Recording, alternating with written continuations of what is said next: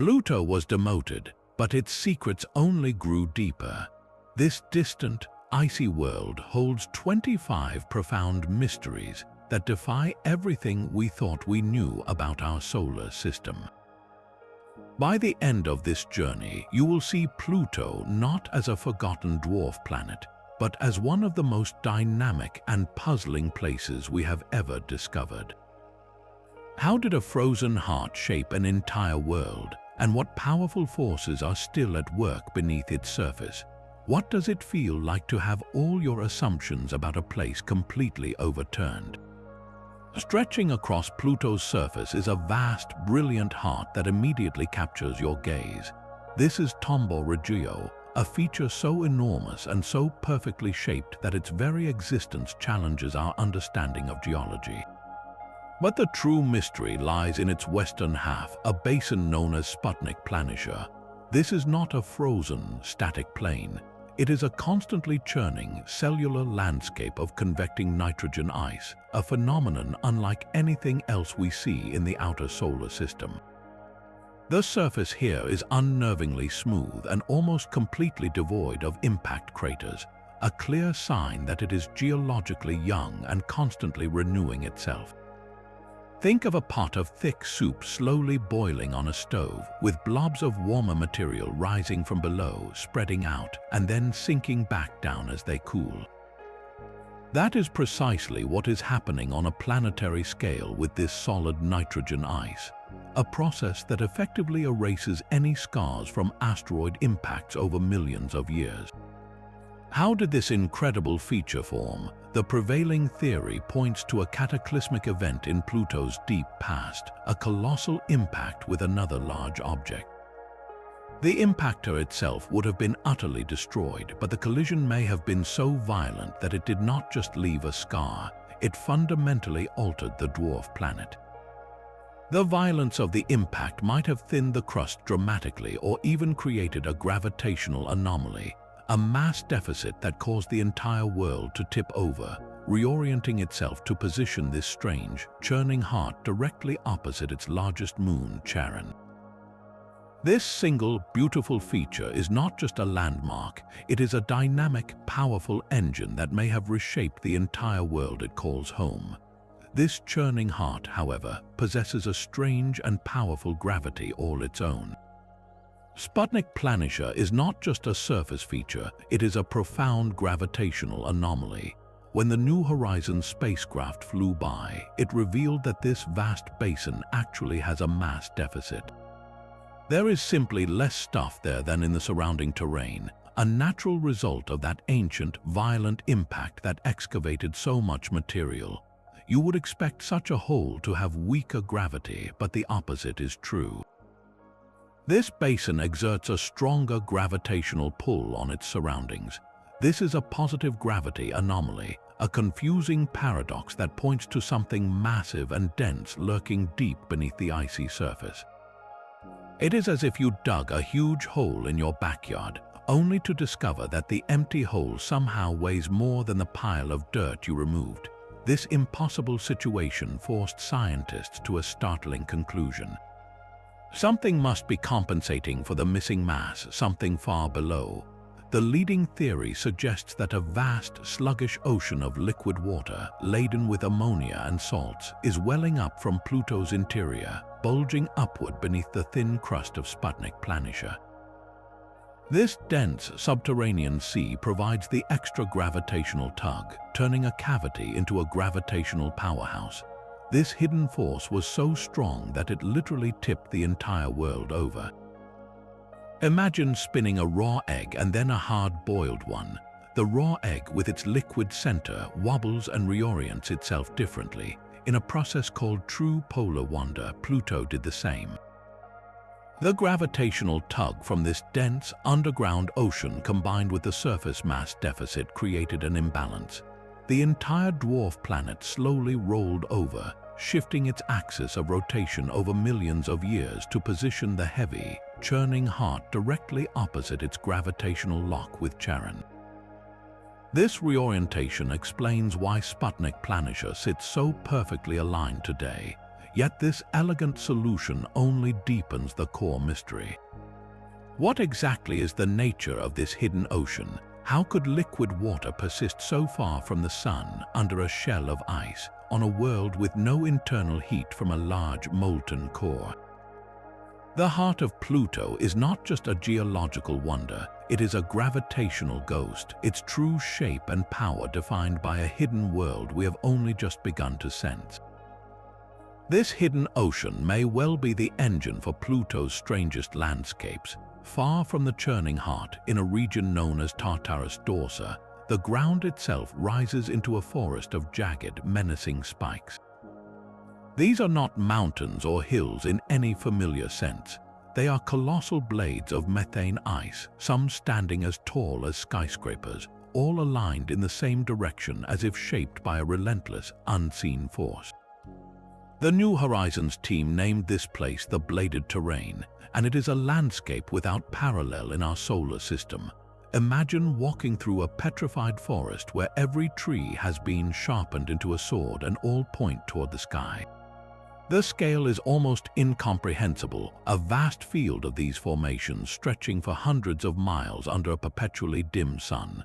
Their existence points to an incredibly specific and rare set of environmental conditions. Scientists believe these blades are the result of a process called sublimation, where solid ice turns directly into gas without ever becoming a liquid. On Pluto, methane freezes out of the thin atmosphere onto the surface, building up over immense periods. But when sunlight, however weak, touches these methane deposits, the most volatile parts vaporize away. The harder, more resilient ice remains, and over millions of years, this slow, persistent etching carves the ice into these sharp, soaring pinnacles. It is a form of erosion, but one so slow and deliberate that it feels more like sculpture. Why is this terrain found only in specific locations? The answer seems to lie in Pluto's complex climate cycles over millions of years. The bladed terrain exists at high altitudes where the conditions are just right for methane to freeze and then be selectively carved away. The precise alignment of the blades is a permanent record of the sun's path across Pluto's sky, a history written in ice. No other world we have visited has the perfect combination of a methane-rich atmosphere, extremely low gravity, and bone-chilling temperatures stable for long enough to allow such fragile, intricate structures to form and persist. These silent, soaring spikes are a monument to patience, a reminder that even in the deep freeze of the Kuiper Belt, the universe is still actively shaping its worlds. Yet even these towering blades of ice are not the most dramatic features carved by Pluto's internal engine. Rising from the surface are two colossal mountains that defy simple explanation, Right Mons and Pickard Mons. These are not jagged peaks formed by tectonic collisions, but vast, gently sloping domes, each with a deep, central crater sinking into its summit. From above, they look less like mountains and more like weeping wounds on the face of the dwarf planet. These are suspected cryovolcanoes, and if this interpretation is correct, they represent one of the solar system's most profound geological mysteries. A cryovolcano does not erupt with scorching, molten rock. Instead, it spews a thick, slushy mixture of water ice, frozen ammonia, methane, and other volatile compounds, a substance often called cryomagma. Imagine a volcano that weeps a frigid, muddy slurry instead of fiery lava, building up a mountain layer by frozen layer. The scale is staggering. Right Mons stands over 2 miles high and stretches nearly 100 miles across, making it a rival in size to the largest volcanoes on Earth. Its central depression is a vast pit, wide and deep, suggesting a massive collapse after the underlying material was evacuated. The entire structure shows almost no signs of impact craters, telling us it is a remarkably young feature, geologically speaking. What force could possibly power such massive eruptions on a small, frozen world so far from the sun? Pluto lacks the intense gravitational tug from a giant planet that heats the inner moons of Jupiter and Saturn. It is also too small to have retained much heat from its own violent formation billions of years ago. The existence of these volcanoes points to a potent and persistent internal heat source that we do not yet fully understand. One compelling theory involves the slow, radioactive decay of elements deep within Pluto's rocky core. Over billions of years, this decay generates heat, enough perhaps to maintain a deep, global ocean and occasionally push that slushy cryomagma to the surface. Another, more exotic idea suggests that the very act of freezing the subsurface ocean could provide the necessary pressure. As the ocean slowly turns to ice, the remaining liquid is squeezed and pressurized, forcing it upward through cracks and weaknesses in the crust until it erupts in a slow, freezing geyser. The presence of ammonia detected elsewhere on Pluto would be a key clue, as it acts like a powerful antifreeze, allowing water to remain liquid at far colder temperatures.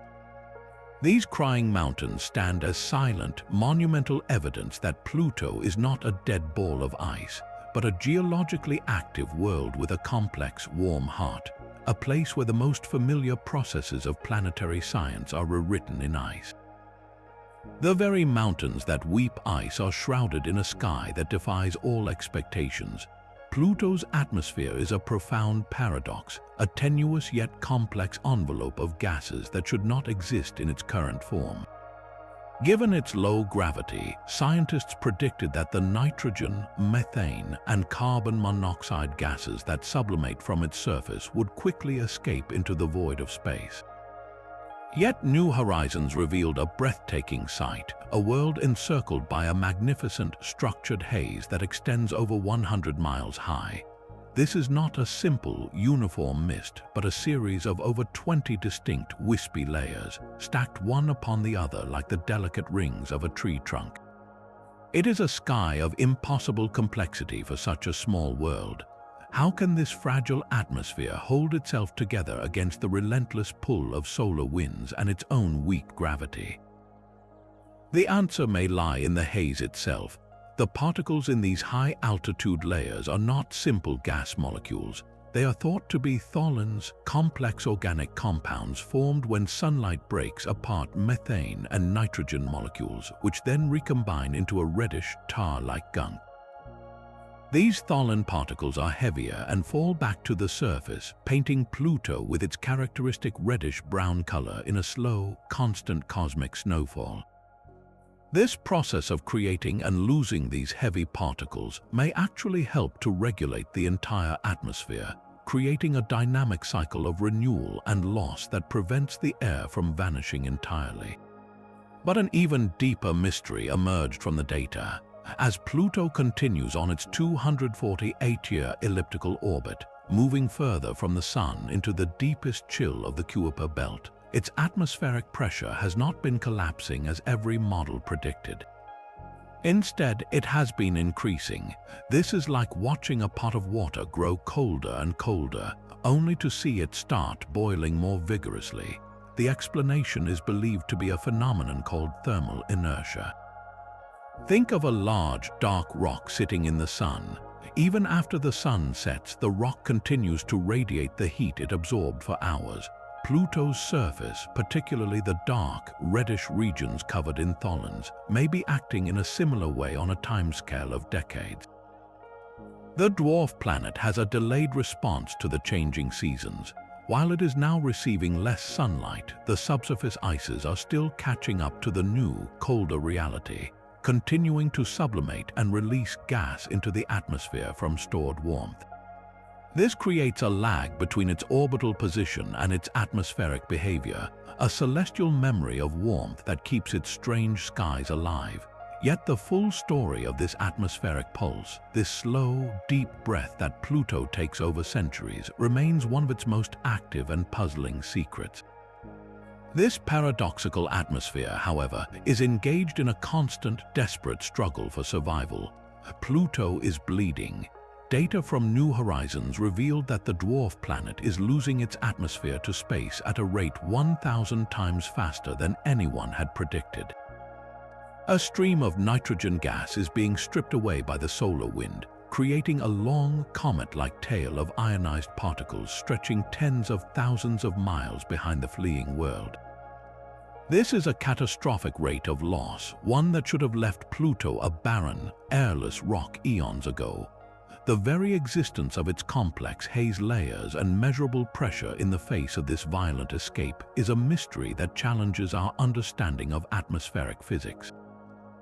The solar wind, a relentless torrent of charged particles flowing from the sun, slams into Pluto's fragile gaseous envelope. Because Pluto lacks a global magnetic field to deflect this onslaught, its atmosphere is utterly exposed and vulnerable. The energy transferred from the solar wind literally knocks the atmospheric molecules loose, giving them enough velocity to overcome the world's weak gravity and fly off into the void. Yet the observed rate is staggering. It is as if you had a bucket with 100 small holes in the bottom, and instead of emptying in minutes, it was draining in seconds. Something is supercharging this process, making it far more efficient than our best models can account for. Scientists are now searching for the unknown mechanism that is tearing Pluto's sky away. One compelling theory points back to the complex chemistry of the upper atmosphere. The same Tholen particles that create the beautiful haze may be playing a dark, double-edged role. As these heavy hydrocarbon particles drift down, they cool the upper atmosphere. A colder atmospheric layer extends further from the planet's surface, making it easier for the solar wind to reach in and grab hold of gas molecules, accelerating their escape. Another possibility involves unique chemical reactions in the ionosphere, the electrically charged part of the atmosphere that impart extra energy to the nitrogen molecules, effectively giving them a stronger push toward escape velocity. This rapid loss creates a profound puzzle about Pluto's past and future. If it has been losing atmosphere at this ferocious rate for billions of years, how did it have any atmosphere left for new horizons to observe? The inescapable conclusion is that Pluto must have a massive, hidden reservoir of volatile ices, a deep frozen bank account that is constantly replenishing the losses. The churning heart of Sputnik Planitia, with its vast deposits of convecting nitrogen ice, is the prime suspect. It may act as a global thermostat and a giant atmospheric pump, continuously sublimating fresh nitrogen gas from its cellular surface to replace what is stolen by the solar wind. This delicate balance between a world that breathes and a world that bleeds raises a haunting question about its ultimate fate. As Pluto journeys even further from the Sun on its long orbit, will the replenishment slow, leaving the escape to win the battle?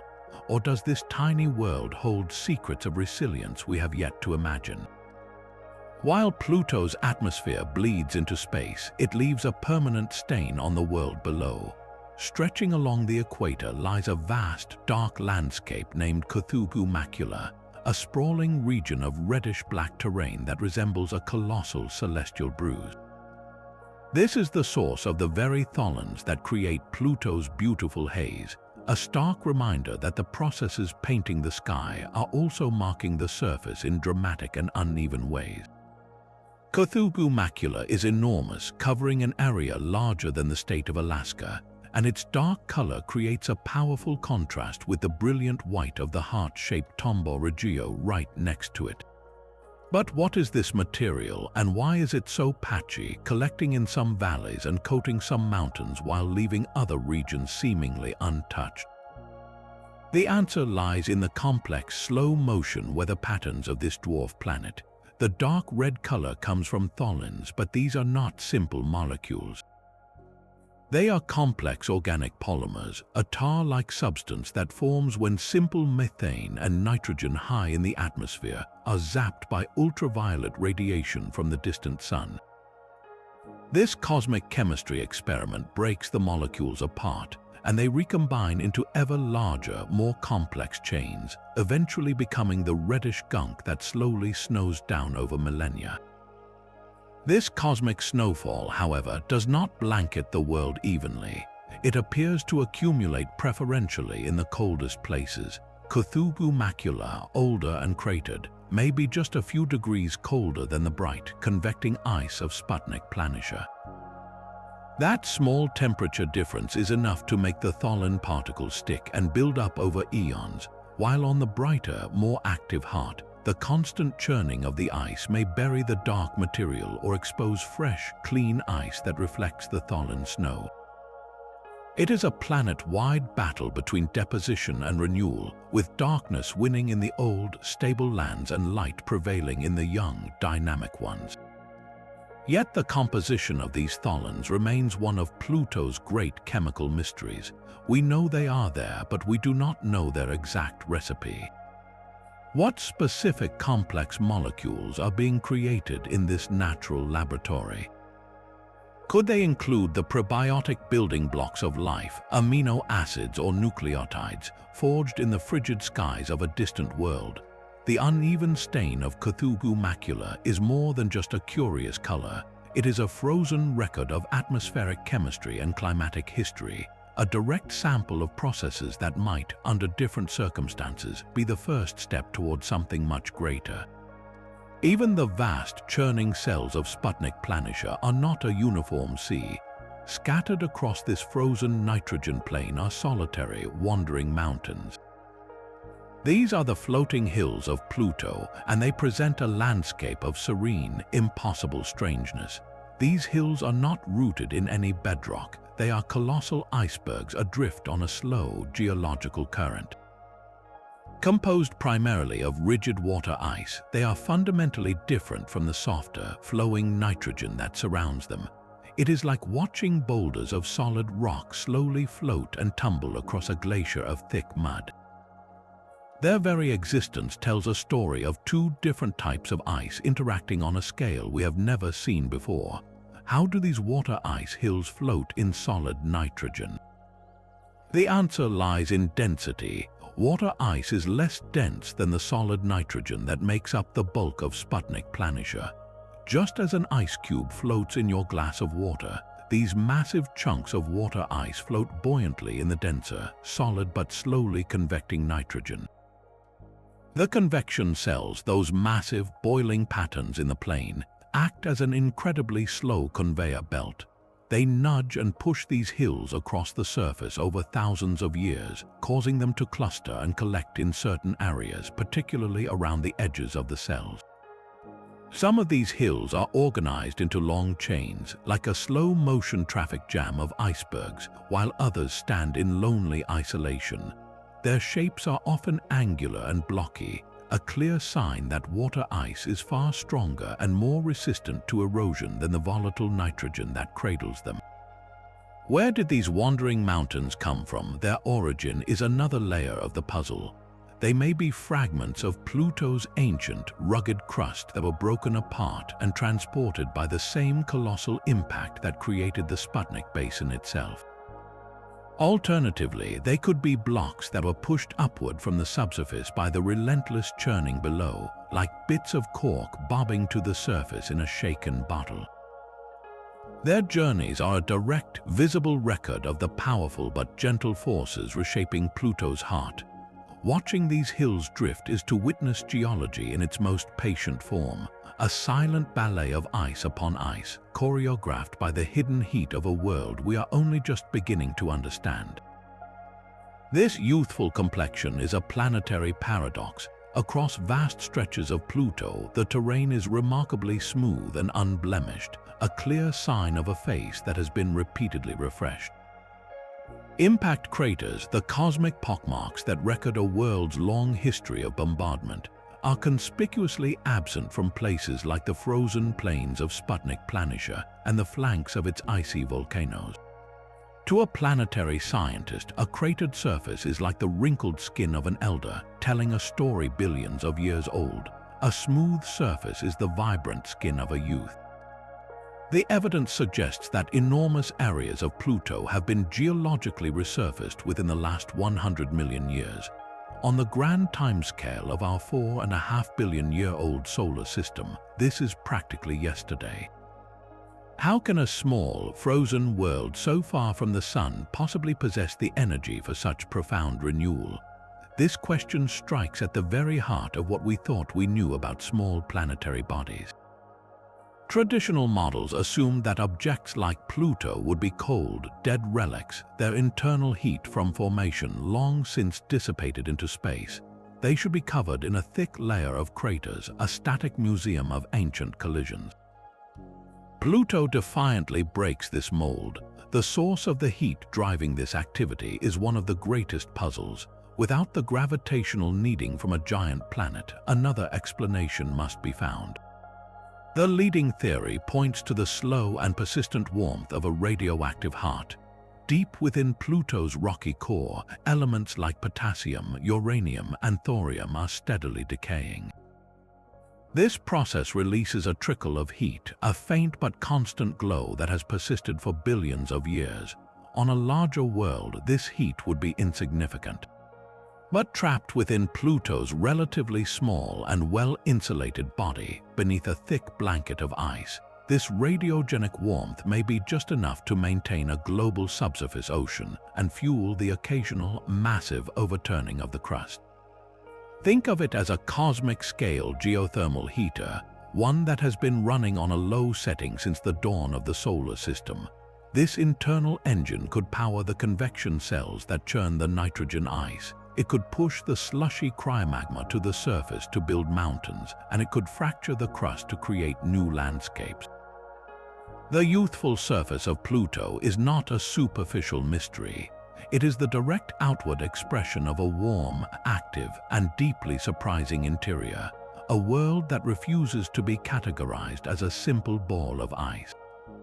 These wandering hills drift across a surface that is itself being torn apart. The youthful plains of Pluto are crosscut by a planetary-scale web of cracks, a sprawling network of giant tectonic faults that stretch for hundreds of miles across the landscape. These are not small, localized fractures. They are vast chasms and scarps, some as deep as canyons, forming a global pattern that suggests the entire crust of Pluto has been subjected to immense stress. The most prominent of these, a massive feature named Virgil Fossa, slices through the terrain with a clean, linear brutality, a scar that speaks of powerful internal forces. How does a small, icy world develop a network of cracks that would be impressive even on a planet like Mars? The leading explanation points to a single, dramatic event in Pluto's history, the slow and inexorable freezing of its hidden ocean. As liquid water turns to ice, it expands. If the subsurface ocean beneath Pluto's icy shell began to freeze from the bottom up, the resulting expansion would have put tremendous outward pressure on the entire crust. Imagine filling a plastic water bottle to the very top and then screwing the cap on tightly. If you put that bottle in the freezer, the water will expand as it turns to ice, and the rigid plastic container will swell and eventually crack. Scientists believe Pluto underwent a similar process on a planetary scale. The crust, unable to contain the pressure from within, stretched and fractured, creating this global network of faults. This theory of global expansion elegantly explains the consistent orientation and widespread nature of the fractures. They are not random.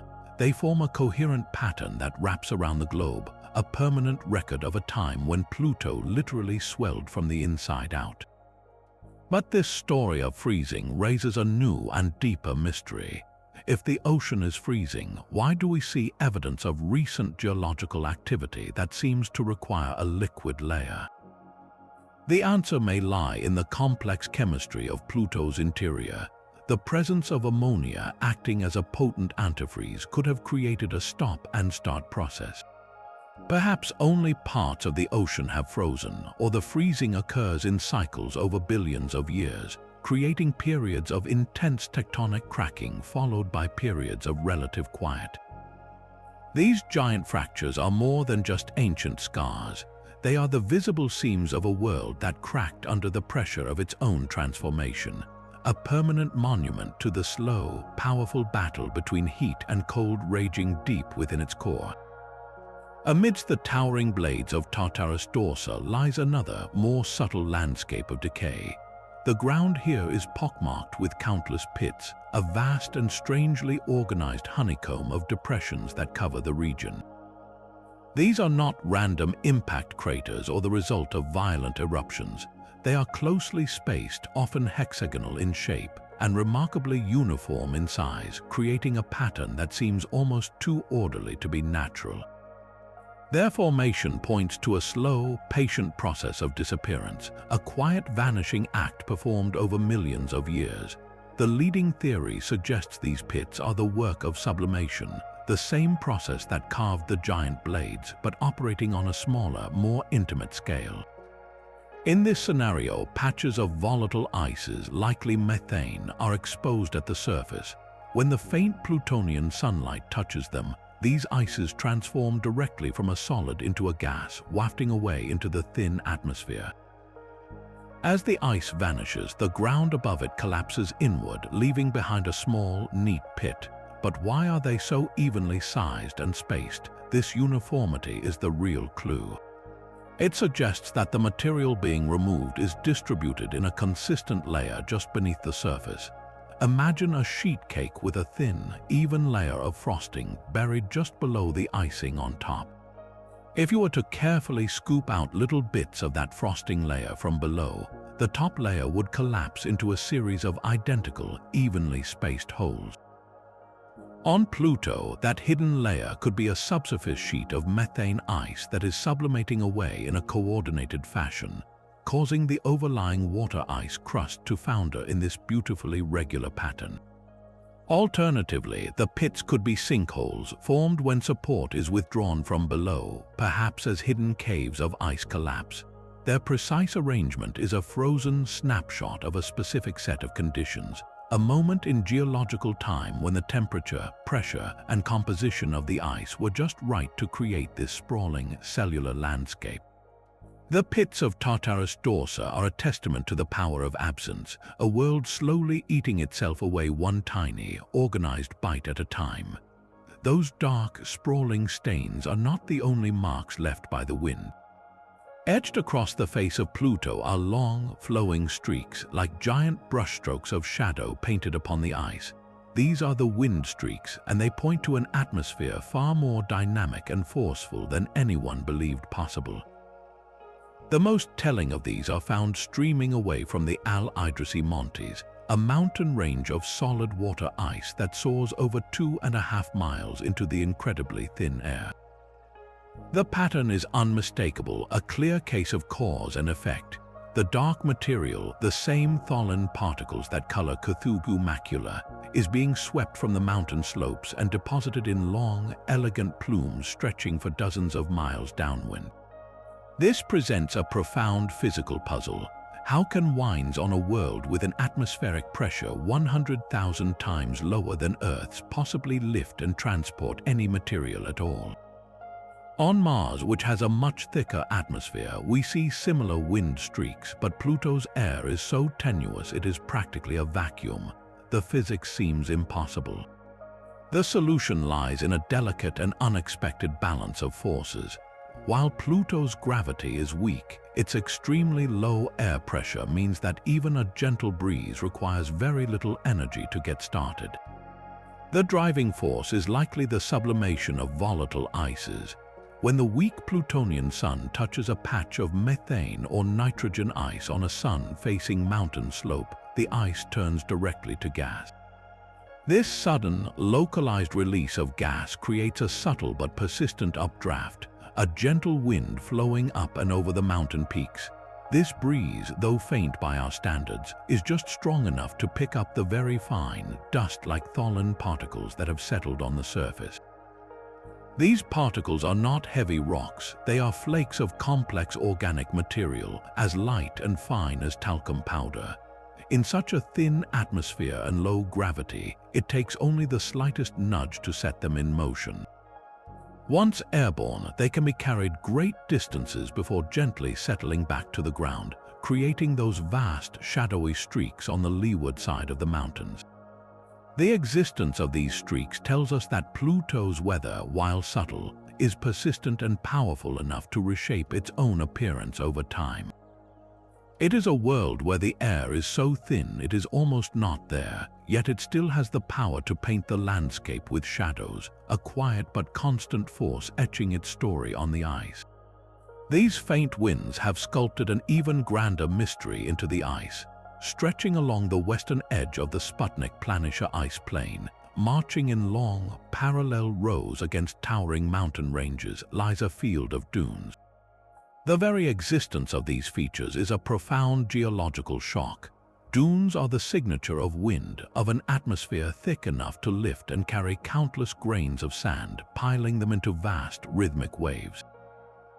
We see them on Earth, on Mars, and even on Saturn's moon Titan. But Pluto's air is a near-perfect vacuum with a surface pressure 100,000 times thinner than the air we breathe. The physics of dune formation, as we understood it, should be utterly impossible here. How can wind in such a void move solid particles? The New Horizons images left no doubt. The patterns are unmistakable, vast ripples spaced over half a mile apart, stretching for dozens of miles across the frozen basin.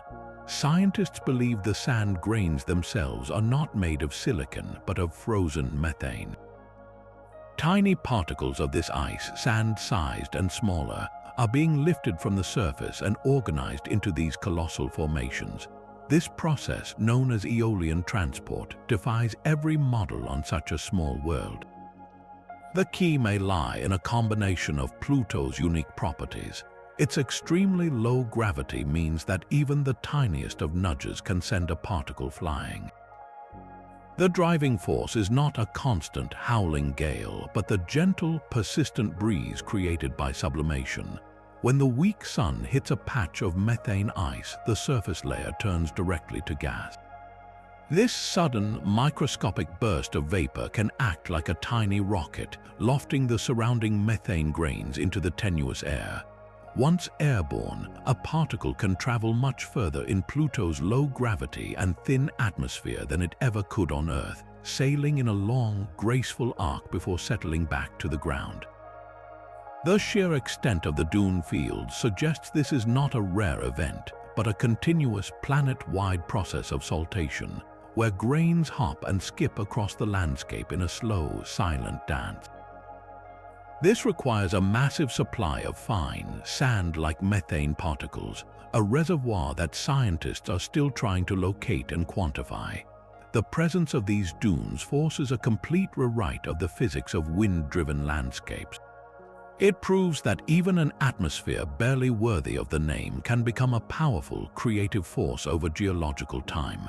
These are not relics of a thicker past, they are actively forming today, a silent testament to a world where the impossible is just another part of the scenery. The same winds that build dunes are reshaping a heart that never stops beating. Deep within the vast basin of Sputnik-Planitia, the nitrogen ice is not simply frozen in place, it is actively flowing in an intricate cellular dance. From high above, the plain resolves into a breathtaking mosaic of irregular polygons, each cell measuring up to 20 miles across and bordered by shallow troughs. This is not a static landscape, it is a planetary-scale lava lamp operating in super slow motion, a phenomenon of convection in a solid material that should be as rigid as stone. The physics at work here are as beautiful as they are baffling. For convection to occur, a material must be able to flow. The nitrogen ice of Sputnik-Planitia achieves this impossible feat because of the extreme cold. At temperatures hovering near 400 degrees below 0 Fahrenheit, solid nitrogen is not a brittle solid. Instead, it becomes a ductile plastic material, capable of creeping and deforming over immense geological timescales. The process begins with heat, a faint but persistent trickle welling up from Pluto's warm interior. This heat warms the base of the nitrogen ice sheet, causing it to expand slightly and become less dense. This buoyant ice then begins an achingly slow ascent toward the surface, a journey that may take hundreds of thousands of years. When a blob of this warmer nitrogen ice finally reaches the frigid surface, it radiates its minuscule heat away into space. Now colder and denser, it sinks back down into the depths only to be reheated and begin the cycle anew. This continuous churning motion is what carves the network of troughs marking the boundaries between the rising and falling cells, and it is the reason the surface remains so unnervingly smooth and young. It is a self-renewing skin, constantly erasing its own history, yet the scale of this convection defies simple explanation. On Earth, we see convection in the molten rock of the mantle, but that material is incredibly hot and under immense pressure. How does a sheet of solid ice, even a ductile one, manage to organize itself into such vast, regular cells? The sheer depth of the ice deposit is likely the key. Scientists estimate the nitrogen layer in Sputnik Planitia could be several miles thick. This great depth provides the volume and the insulation needed for the temperature differences to drive the slow, persistent flow, allowing the ice to behave less like a frozen solid and more like a stupendously viscous fluid. This constant churning renewal is the engine that powers Pluto's atmospheric pump and maintains the delicate balance of its complex climate, a hidden rhythm of rise and fall written across the face of its most famous feature. This cellular churning of the ice may be actively erasing the smallest scars from space. Across vast regions of Pluto, there is a puzzling absence of small impact craters. It is as if someone has taken a cosmic eraser to the dwarf planet's surface, meticulously wiping away the tiny pockmarks while leaving a few of the larger ones behind. This is not what scientists expected to find. A world so far from the gravitational influence of the giant planets should be a pristine museum of impacts, its surface a record of every small rock and ice fragment that has collided with it over billions of years. Yet the crater count tells a different story, one of a dynamic and self-renewing world. The smaller the crater, the more conspicuously absent it seems. This missing population points to a powerful and ongoing process that is either burying these small impressions or smoothing them away before they can accumulate. What force could be so thorough? One compelling idea involves the slow, seasonal migration of volatile ices. Pluto's elliptical orbit and axial tilt create long, complex seasons, each lasting for decades. During its long summer, when a particular hemisphere is tilted toward the distant sun, ices like nitrogen, methane, and carbon monoxide sublimate from the warmer surfaces. They travel through the thin atmosphere and then refreeze onto the colder, shadowed regions. This global cycle of frost and thaw could be acting like a gentle but persistent planetary sander. A freshly formed small crater might be quickly filled in by a new layer of snow like nitrogen or methane ice, its sharp edges softened and its bowl obscured in just a few thousand years. Only the largest, deepest craters are immune to this gentle burial, their profound scars too deep to be erased by the seasonal snowfall. Another possibility is even more active. The geological processes we have already witnessed, the convection of Sputnik Planitia and the suspected cryovolcanism, are not just local events. They may be part of a global system of resurfacing. The constant churning and overturning of the icy crust, driven by Pluto's internal heat, would continuously create new, unblemished ground, effectively pressure washing the face of the world on a regular basis. The missing small craters are more than just an absence. They are a silent witness to a world in constant, slow-motion flux.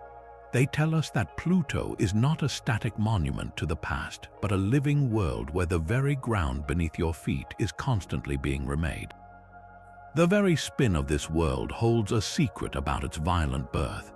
Pluto rotates once every 6.4 Earth days, a stately and measured pace, yet its shape tells a different story entirely.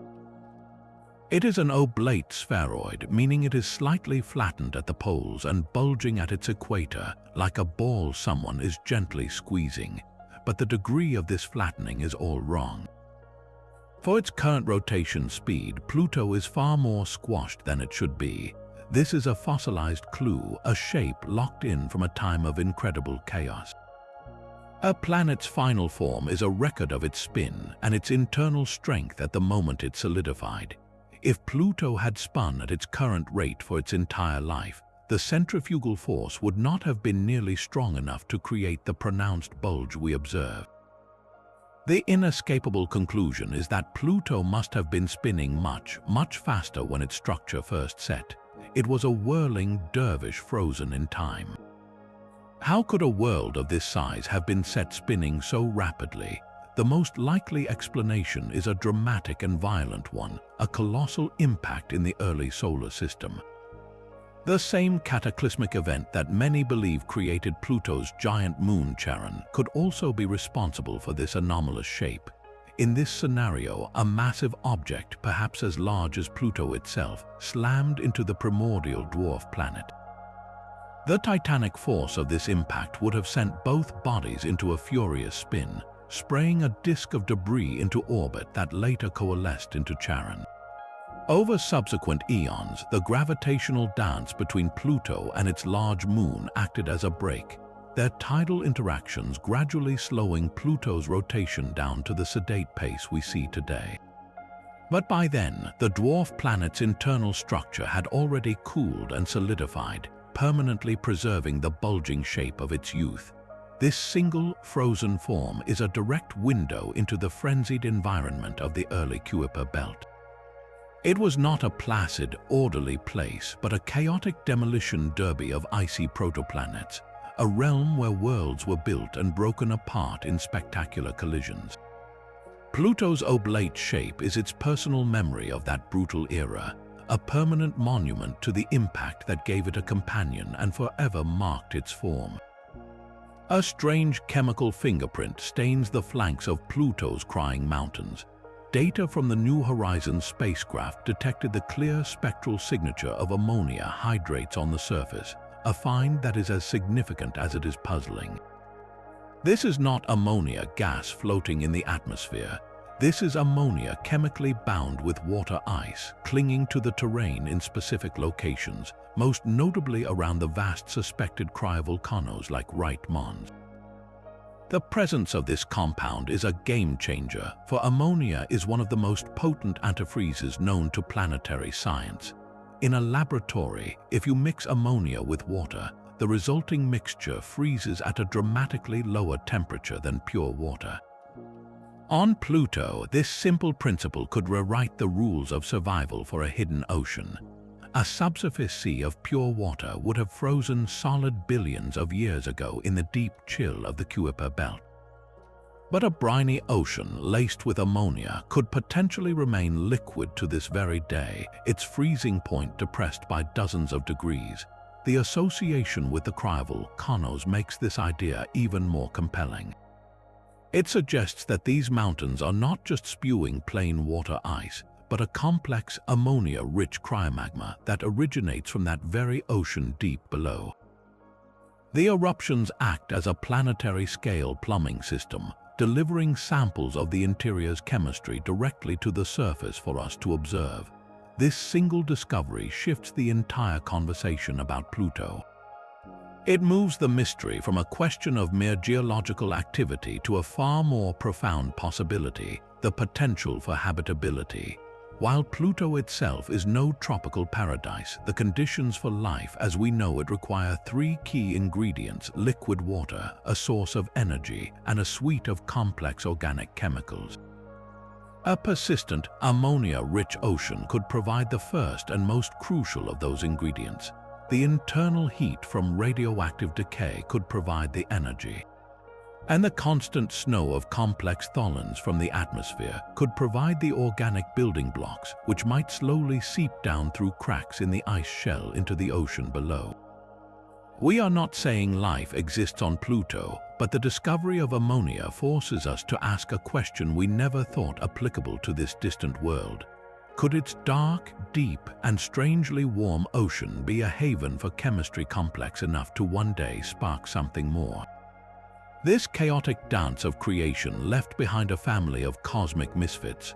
Orbiting the close-knit binary of Pluto and Charon are four smaller moons: Styx, Nix, Kerberos, and Hydra, and their movements are a textbook example of celestial anarchy. Unlike the orderly, predictable orbits of moons around other planets, this quartet tumbles through space in a state of constant, unpredictable frenzy. They do not spin like tops on a fixed axis. Instead, they wobble and flip erratically, as if thrown off balance by some invisible hand.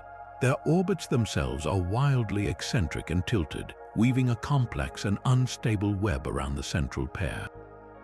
The gravitational center of this entire system is not inside Pluto, but in the empty space between Pluto and Charon, a point they both orbit.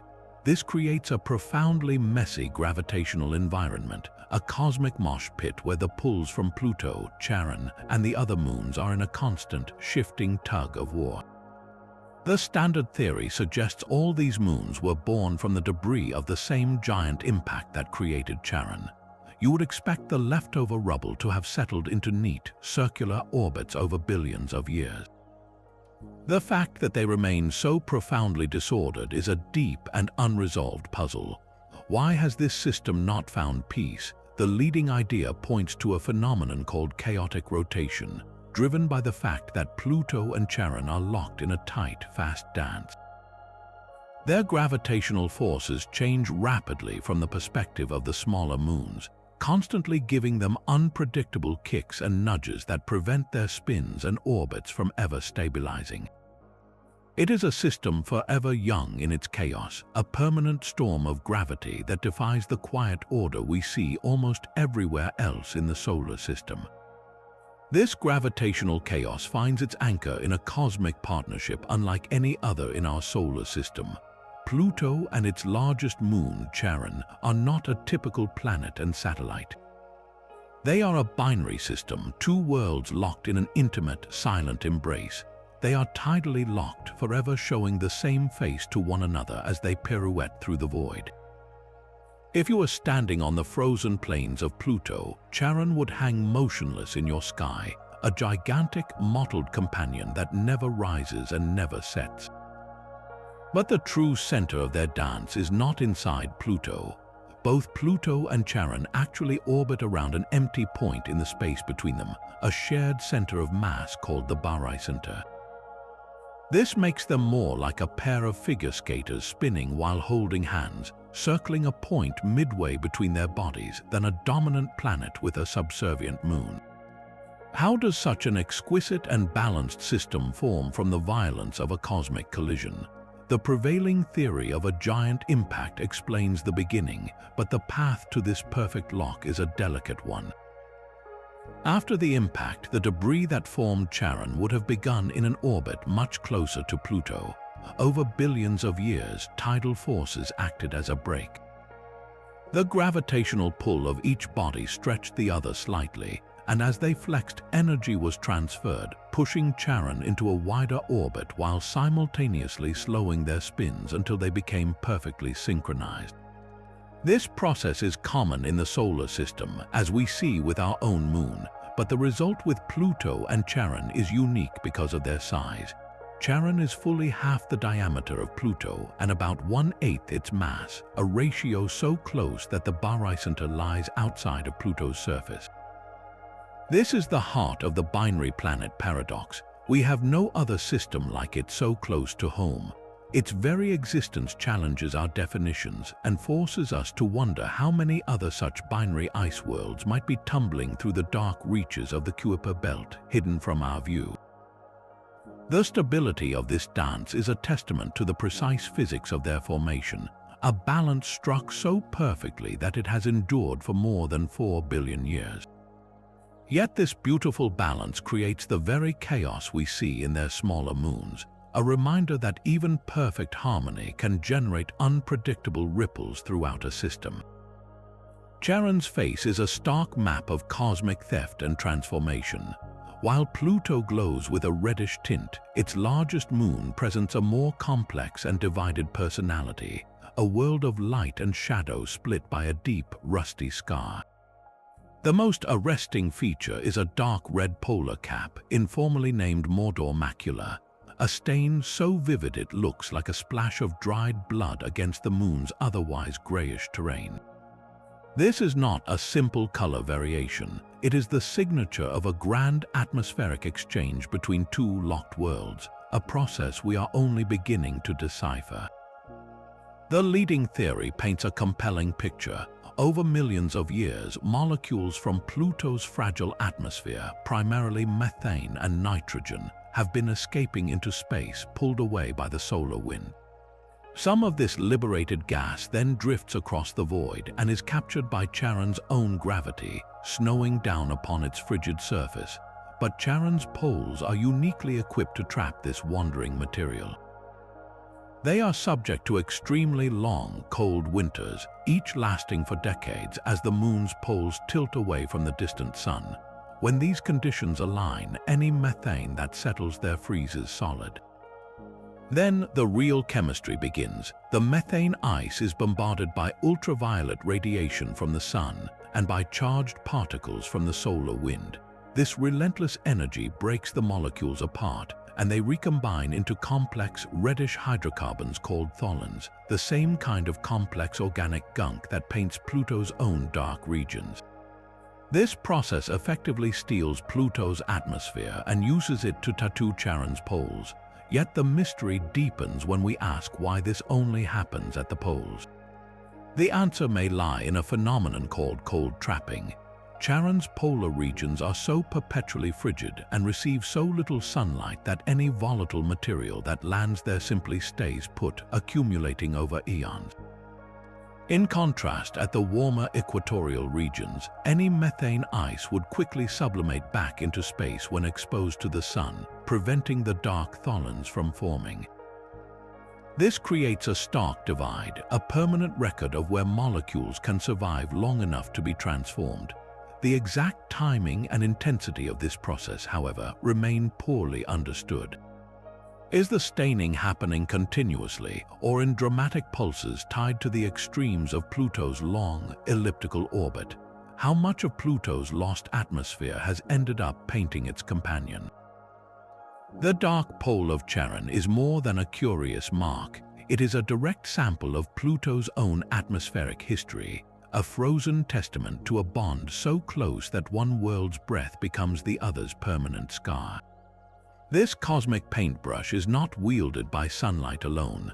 The same dark tholins that stain Pluto and color the poles of Charon are forged in a crucible of deep space radiation. While ultraviolet light from the distant sun plays a role, a far more potent energy source is constantly bombarding these frozen worlds' cosmic rays.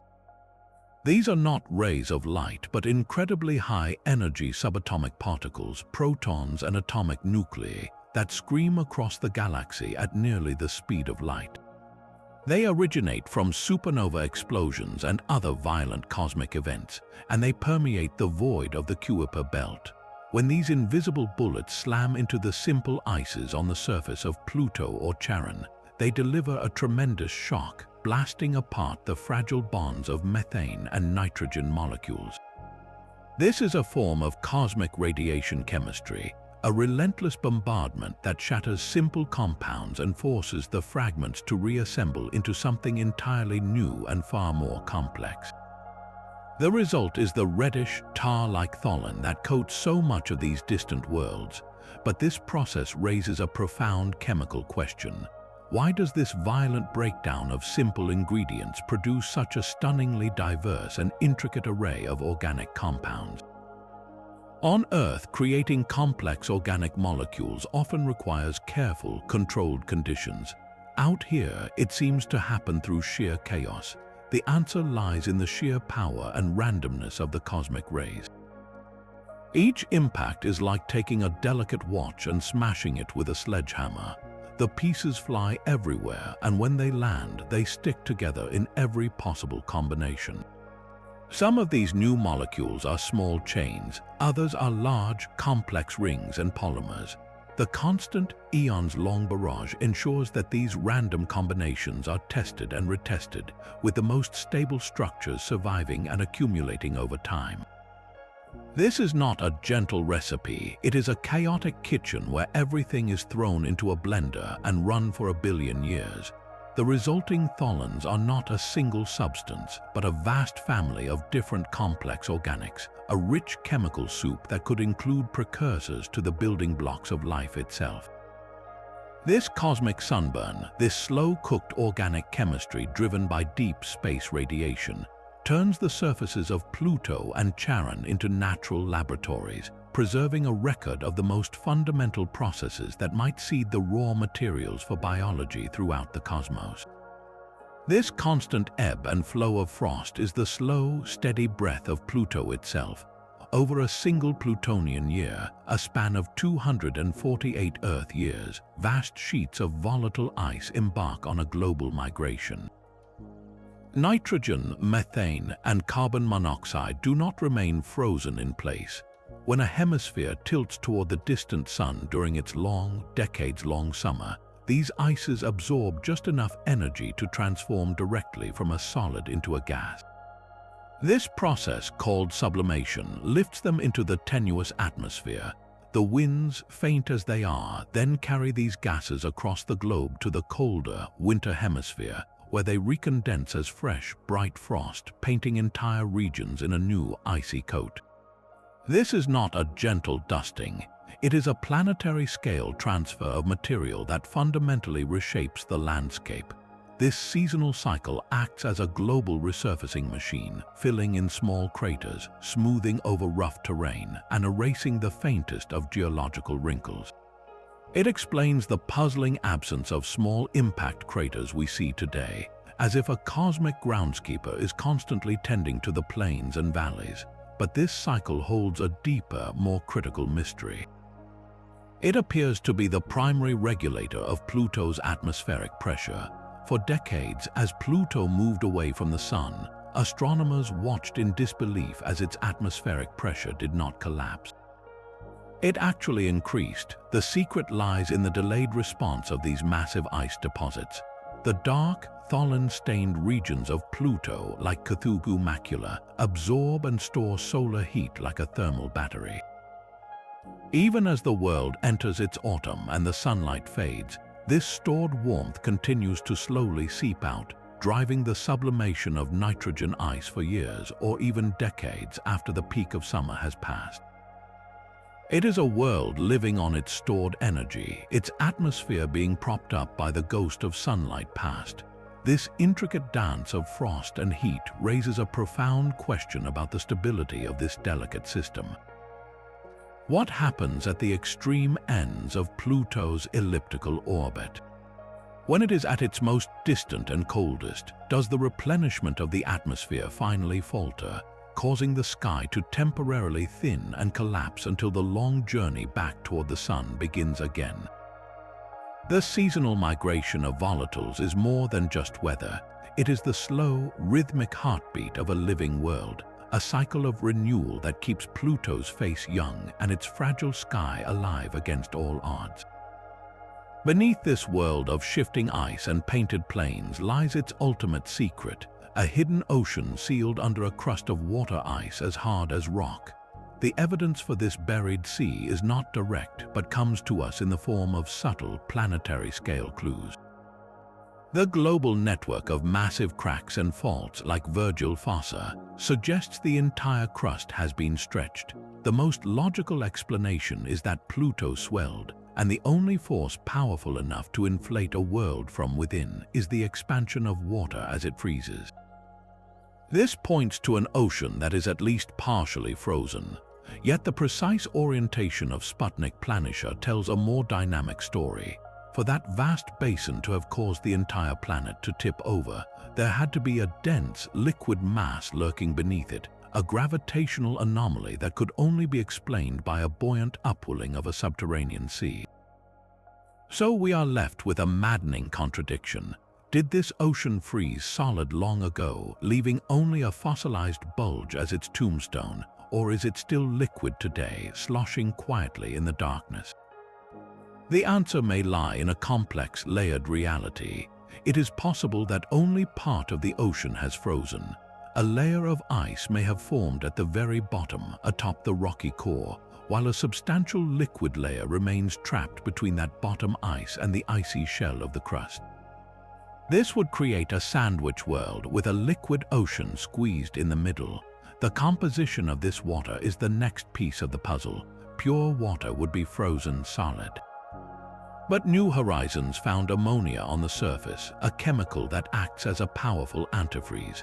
If Pluto's ocean is a briny, ammonia-rich soup, its freezing point could be depressed by over 100 degrees Fahrenheit. This potent cocktail could easily keep a deep layer liquid for billions of years, powered by the faint, persistent warmth of radioactive elements decaying in the core. This transforms our view of Pluto from a simple ice ball to a potential ocean world, a place where the most fundamental ingredient for life might persist in eternal darkness waiting. Pluto's startling activity forces us to look beyond its own lonely orbit into the vast, dark frontier it calls home. This is the Kuiper Belt, a sprawling disk of icy remnants left over from the solar system's birth, and Pluto is its king. For decades, we imagined this region as a quiet graveyard of frozen fossils, simple and unchanging. Pluto has shattered that illusion. Its churning heart, its weeping mountains, and its youthful surface are not the eccentricities of a lone oddball. They are a powerful message, a declaration that the outer solar system is teeming with dynamic, complex worlds. The question is no longer whether Pluto is unique, but whether it is a template. We now know of other large Kuiper Belt objects like Eris, which is nearly Pluto's size, and Haumea, which spins with astonishing speed and is shaped like a flattened football. If a world like Pluto, with its internal heat and hidden ocean, can defy expectations, what secrets do these other distant giants hold? Do they too possess subsurface oceans driven by radioactive decay and insulated by thick shells of ice? Might they have their own versions of cryovolcanoes or convecting ice plains? Pluto's geology is a direct challenge to the old idea that small bodies must be cold and dead. It proves that size alone does not determine a world's vitality. The energy for a rich geological life can come from within, from a heart that has kept its warmth for billions of years. This reframes our entire search for life in the cosmos. We once focused solely on planets within a star's habitable zone, but Pluto suggests that life's potential could be hidden in the deep freeze, warmed from below in dark, subsurface oceans across the Kuiper Belt and beyond. Every unexplained mystery on Pluto is now a question we must ask of every large object in this distant realm. Is Pluto the exception, or is it the rule we simply never knew? Our first close-up look at this dwarf planet did not just solve puzzles, it rewrote the map, revealing that the farthest reaches of our own solar system are far more alive than we ever dreamed. The very material that built Pluto holds a story of epic migration. Its unique composition is a chemical fingerprint that does not quite match its current frozen address in the Kuiper Belt. To understand this, we must look back over 4 billion years to the swirling disk of gas and dust that birthed all the planets. Within that disk, temperature was the great architect determining what kind of ice could survive. Close to the hot, young sun, only rock and metal could remain solid, forming the inner terrestrial planets. Further out, beyond a boundary called the frost line, it was cold enough for volatile ices like water, ammonia, and methane to freeze into solid particles. This is where the gas giants and their icy moons began to form. But Pluto is a puzzle because it seems to be made of the wrong kind of ice for its present location. It is rich in nitrogen and carbon monoxide, ices that are far more volatile than water. These fragile compounds should have only been able to condense and stick together in the much colder, denser parts of the primordial disk, far beyond where Neptune orbits today. So why do we find them in such abundance on a world now in the middle of the Kuiper Belt? One compelling theory, known as the Nice model, suggests a dramatic answer. In this scenario, the giant planets did not form in their current positions. Jupiter, Saturn, Uranus, and Neptune were once packed much closer together. Their gravitational dance was unstable, and eventually they scattered, migrating to their present orbits. This planetary shuffle sent gravitational shockwaves through the entire outer solar system, hurling a vast population of icy planetesimals in all directions. Some were flung inward to bombard the inner planets, while others, like Pluto, were tossed outward into the vast disk we now call the Kuiper Belt. This means Pluto may be an immigrant. It could have formed much closer to the Sun, in a region where temperatures were just right for those delicate nitrogen and carbon monoxide ices to accumulate into a substantial body. Then, in a celestial game of pinball, it was ejected to the frozen fringe, carrying the chemical signature of its original birthplace with it like a cosmic passport. This theory elegantly explains why Pluto feels like an interloper, a world built from the stuff of the middle solar system that now resides in the deep freeze.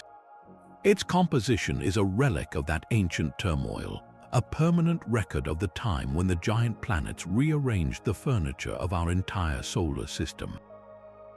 This slow, rhythmic heartbeat of frost and thaw is merely a prelude to a far grander climatic symphony. Pluto's true climate story unfolds over timescales that dwarf human history, a drama written by its wildly eccentric orbit. This path around the Sun is not a neat circle, but a stretched oval, taking the dwarf planet on a profound journey from a perihelion of about 30 astronomical units to an aphelion of nearly 50. For decades, it basks in a relatively warmer phase, but then it begins a 2-century-long retreat into the deep freeze.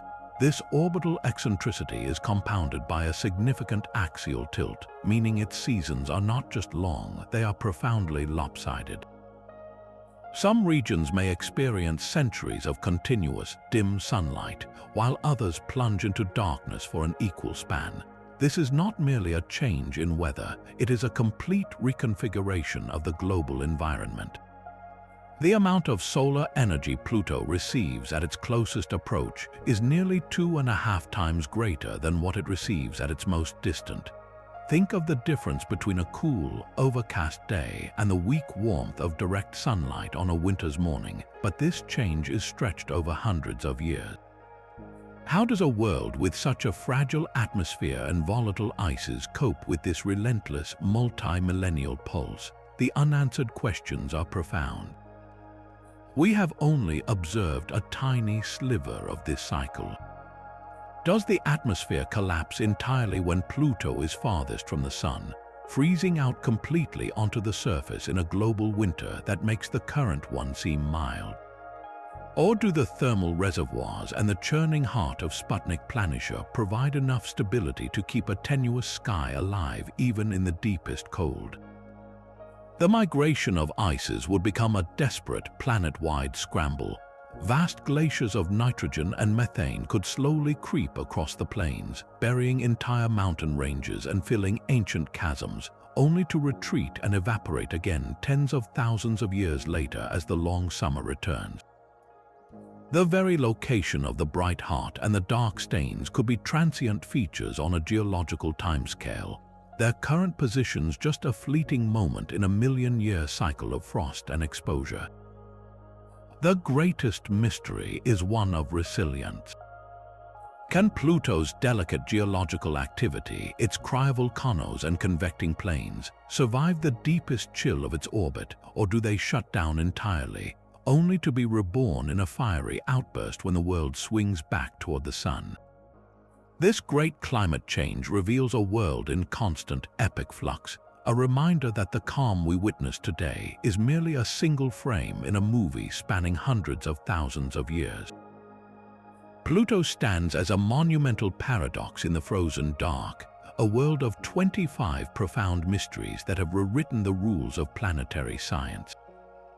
From its churning, cellular heart of nitrogen ice to the hidden ocean that may still slosh beneath its crust, every feature defies the old image of a dead, frozen relic. We have wandered through its forests of methane blades, stood before its weeping cryovolcanoes, and traced the wind streaks painted by an atmosphere that should not exist.